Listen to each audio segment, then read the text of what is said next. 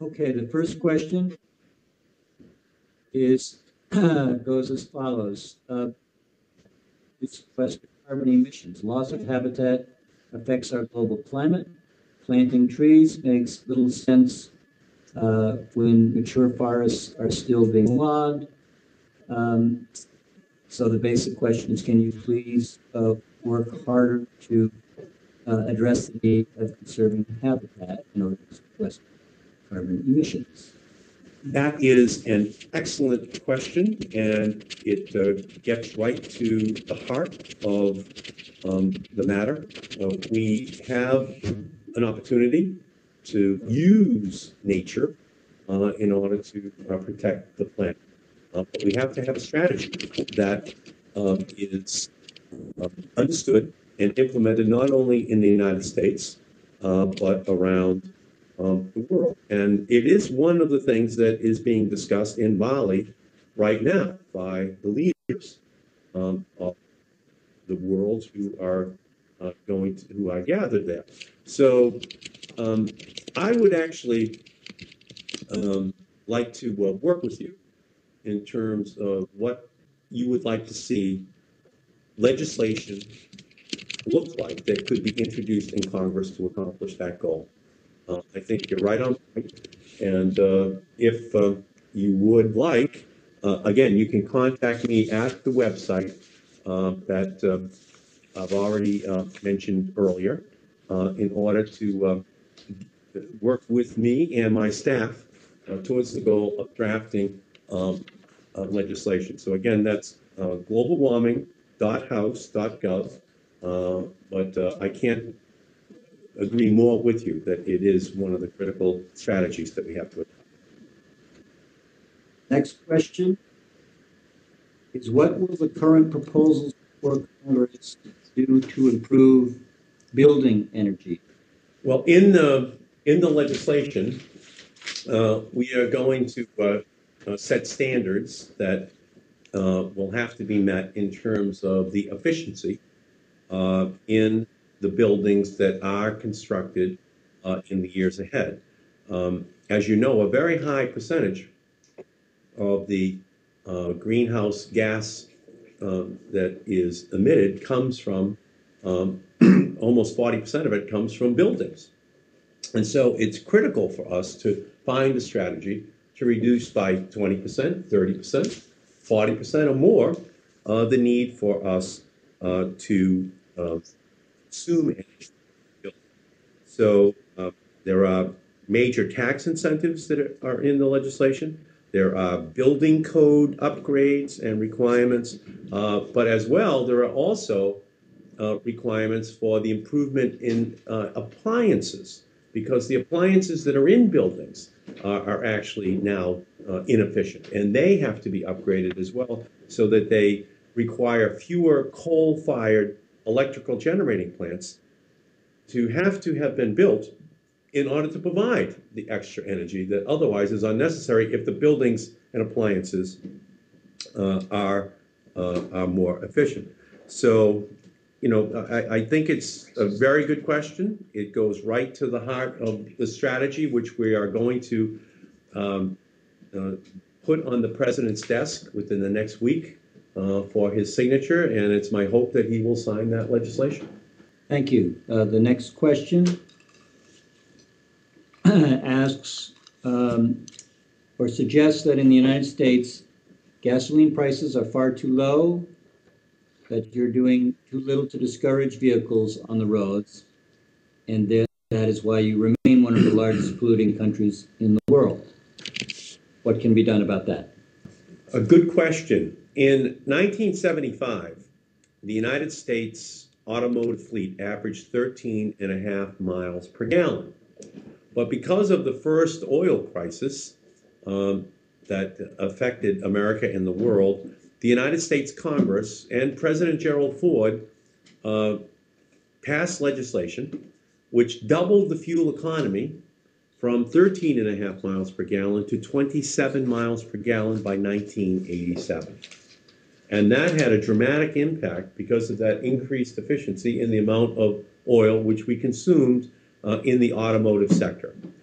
However, in the United States since then, unbelievably, sadly, we have gone backwards. And now, in 2007, we only averaged 25 miles per gallon. So the legislation, again, that we're going to put on President Bush's desk is going to increase the fuel economy to 35 miles per gallon, which will back out by 2030 the equivalent of the amount of oil which the United States imports from the Persian Gulf. And combined with the language which we have built into the legislation, which will move towards alternative fuels from switchgrass and from cellulosic fuel, by 2030, we will have reduced by twice the amount of oil that the United States imports from the Persian Gulf on a daily basis. So we're using a strategy, in other words, a regulatory strategy, mandating an increase in the fuel efficiency that will accomplish the same goal that raising taxes would achieve. We've done it before. We allowed for a long period of time to elapse since 1987 with doing nothing. But now we are serious again, and this bill, in my opinion, will become the law before the end of this year. Thank you. We have a question from teenagers. Teens have a question, Rep. Markey. We'd like to know if there will be air cars and water cars. In the United Kingdom, they made a car that runs off of 2 air tanks under the car. When will we have cars like that? That's a good question. I'm sure that someday we will have cars like that. The good news is that there is already existing technology which can be used, hybrid technology, that can dramatically increase the efficiency of the vehicles that we use right now. While we try to have greater breakthroughs in the kinds of vehicles that you're talking about, and hopefully, with our fingers crossed, we can maybe dream about the kinds of vehicles that can move around in second life, and someday move them to first life as well. But we don't have to wait. Now, there is a solution in hand today in new hybrid technologies, alternative fuels that can dramatically change the relationship between human beings and the vehicles which they drive, right up to plug-in hybrids, which can use electricity rather than using carbon-based fuels. And if we can have a revolution in renewable electricity, wind and solar and biomass, so that people can just plug their cars in at night and recharge their batteries, we can have that revolution while we're waiting for the kinds of vehicles that you're talking about, which, with my fingers crossed, someday we can have on this planet. My country currently spends a lot of money improving the railway system and gets lots of cars off the road and transport off the road as a result and onto the rails. How is that going in the U.S.? It's not going as well as it should. It is an area where tremendous additional progress has to be made. Jim Oberstar is the chairman of the Transportation Committee, and he has made a commitment to increase dramatically the rail traffic in the United States.